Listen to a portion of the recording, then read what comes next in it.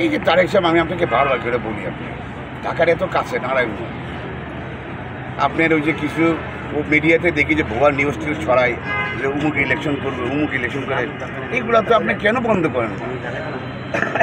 আপনি কেন বলেন না যে আপনার অফিসিয়ালি ডিক্লেয়ার না দেওয়া পর্যন্ত কেউ এগুলা করতে পারবে না? এগুলো তো চাঁদাবাজি ফরম্যাট। এগুলা কয় যে আমি সামনে এমপি দিয়েছে, চাঁদাবাজি ফরম্যাট। আপনি এগুলো প্রশ্ন দেন কেন? হ্যাঁ, দেশটারে আপনারা পাইছেনটা কি সবাই মিলে? আমি জনগণকে প্রশ্ন করে বলে দিই যে তোমরা যারা শুনতেছ, সামনে যদি কোনো ইলেকশন হয়, ভোট দিতে যদি ভোটের লাগে যদি আসে এই চাটুকররা যারা চাঁদাবাজি করছে, টাকা যা দিব সব রেখে দিবি, 1 টাকাও কিন্তু ফেরত দিবি না, বাট ভোট কিন্তু ওদের দিবি না।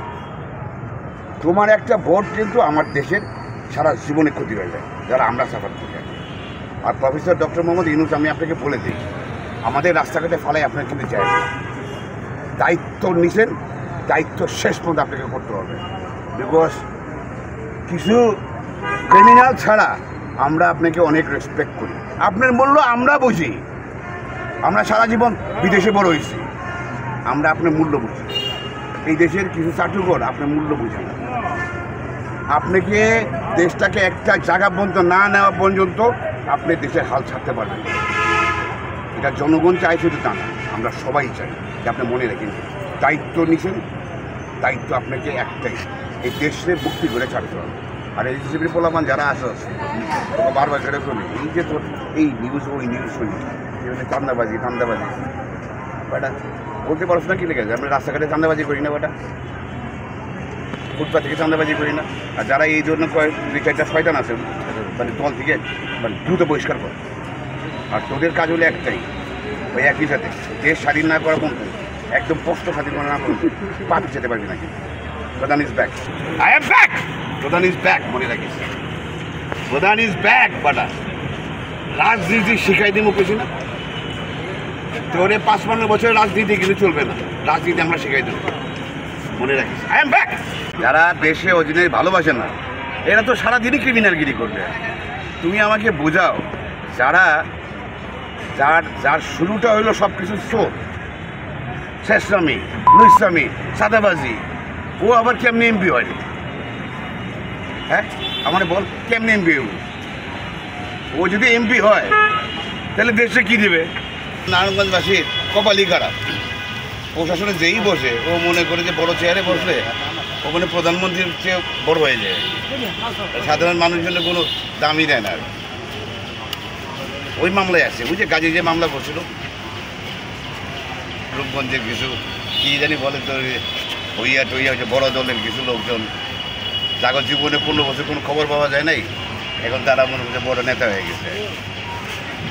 তোর যে কয়েকদিন আগে ওই যে গত পরশুদিন রূপগঞ্জে বুলতা হাই স্কুল আছে না, বুলতা হাই স্কুলের বই, সরকারি বই সব চুরি করে বিক্রি করা শুরু করছে। এই গত 16 বছর 17 বছরে এমন ইতিহাস নাই যে এবার যে ঘটনা হয়েছে। কী ঘটনা হয়েছে? একটা বই চুরি, আরে 100 কতগুলো যেন ফেল করছে, এত বড় ফেল মনে হয় কোনোদিন করে না।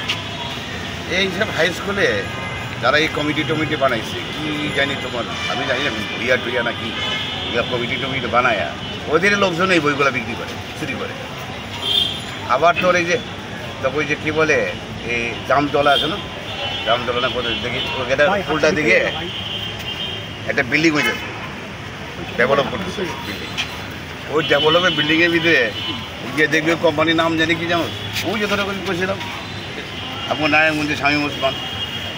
তা শামীম ওসমানের বউ আর তার শালার এসব তল দিয়ে কাজ করে কে? ওটা আমি একদম প্রথম করছিলাম না, যে শামীম ওসমান পালায় যাওয়ার সময় কে করছিল সাহায্য, কে করছিল? ব্যাপক প্রতিকে দেখো নি, ওই যে আমাদের রূপগঞ্জের একজন আছে, ওর নাম বেশি পেয়ে না, ওর নাম বেশি বলে তো নিজেই ফেমাস হয়ে যাবে। তারাও তো কোনো পলিটিক্যাল দল রে গিয়ে বোঝায় যে ওই প্রধান তো আমার প্রতিদ্বন্দ্বী আর কি। তোর আমি প্রতিদ্বন্দ্বী কোনোদিন মনে করছি?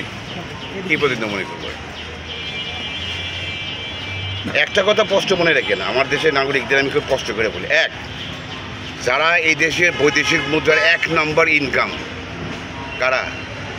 যারা আমরা প্রবাসীবাসী, আর প্রবাসীরা যদি ভোট না দিতে পারে তাহলে বৈষম্য কাদের সাথে করা হইব?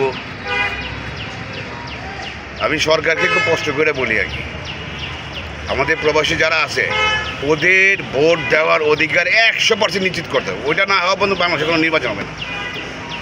আর দেশে যদি নির্বাচন করতেই হয় ওই পরিবেশটাকে তৈরি করতে হবে। আর যদি মনে করেন যে জাতীয় ঐক্য না হয়, সব যদি একসাথে ঐক্য না হয়, তাহলে কোনো নির্বাচন হবে না। আমি প্রধান রূপগঞ্জে যুদ্ধ করে জিতেছি, রূপগঞ্জে যুদ্ধ করে যাবো আর কি। রূপগঞ্জ আমি পরিষ্কার করে ছাড়বো আর কি, ওটা আমার থেকে কি বাঁচাতে পারবে?